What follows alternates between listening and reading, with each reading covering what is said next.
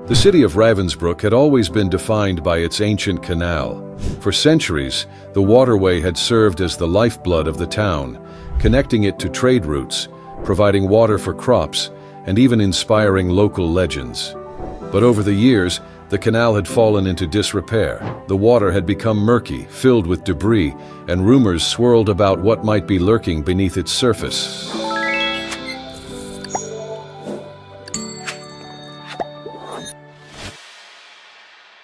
Finally, after decades of neglect, the city council made a historic decision. They would drain the canal for the first time in over 200 years. The announcement sparked excitement and curiosity among the townsfolk. What would they find? Old treasures, lost artifacts, or something far more sinister? The project began on a crisp autumn morning. Engineers and construction workers gathered at the canal's edge, along with a crowd of onlookers. News crews set up their cameras, and local historians eagerly waited to document the event. The mayor, a stern but optimistic woman named Clara Hargrove, gave a short speech before the pumps were activated. "Today, we uncover the secrets of our past," she declared. "Let us hope they bring light, not darkness." As the water level began to drop, the crowd buzzed with anticipation. At first, the findings were mundane: rusted bicycles, shopping carts, and the occasional car tire. But as the hours passed and the canal bed became visible, things took a strange turn. A worker named Tom was the first to notice something unusual. His shovel hit something solid, and when he brushed away the mud, he uncovered a large, intricately carved stone slab. The carvings were unlike anything he had ever seen: strange symbols, swirling patterns, and what appeared to be depictions of humanoid figures with elongated limbs. "Hey, over here!" Tom shouted, waving to the others. The team gathered around the slab, their excitement growing.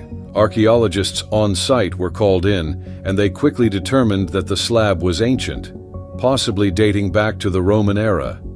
But how had it ended up in the canal? And what did the symbols mean?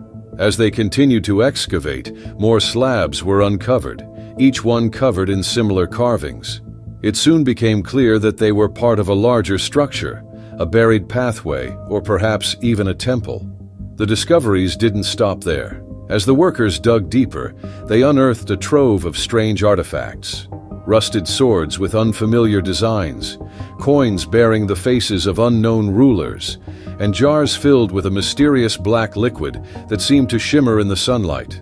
But the most chilling find came when a worker named Maria uncovered a human skeleton. At first, it seemed like an ordinary archaeological discovery, until they noticed the skeleton's hands were bound with iron chains and its skull was crushed.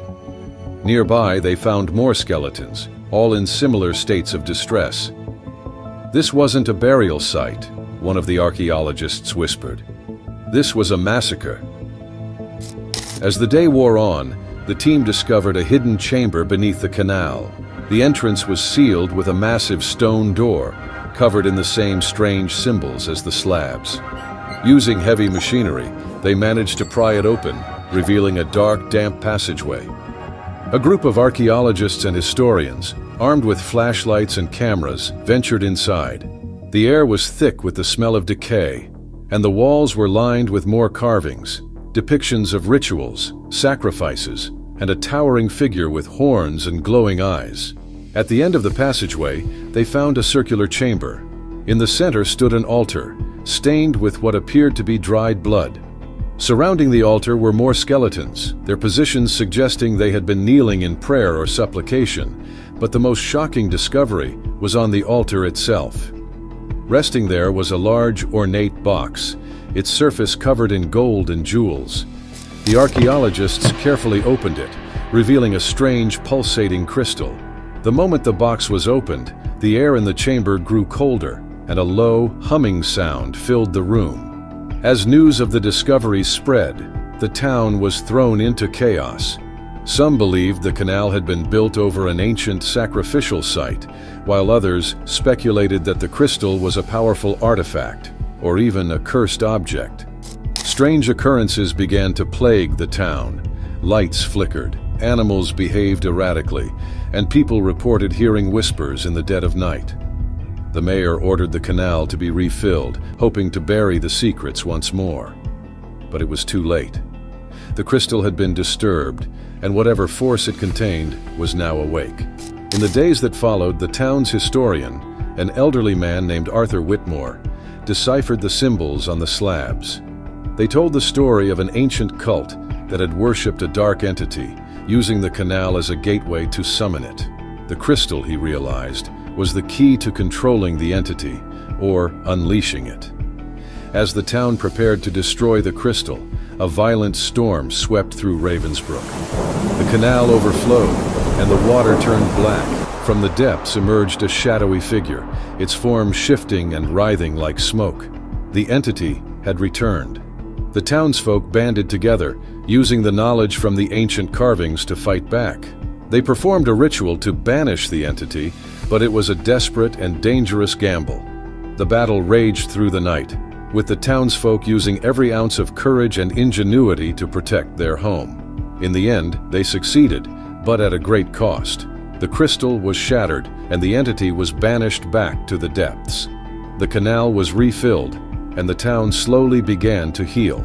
But the memory of that night lingered, a reminder that some secrets are better left buried. And though the canal now flows peacefully once more, the people of Ravensbrook know that the darkness beneath its surface is never truly gone. It waits, silent and patient, for the day when it might rise again. If you found this story touching and inspiring, please like the video, share it with others, and leave your thoughts in the comments. Thank you for following along, and we'll see you next time for more uplifting tales.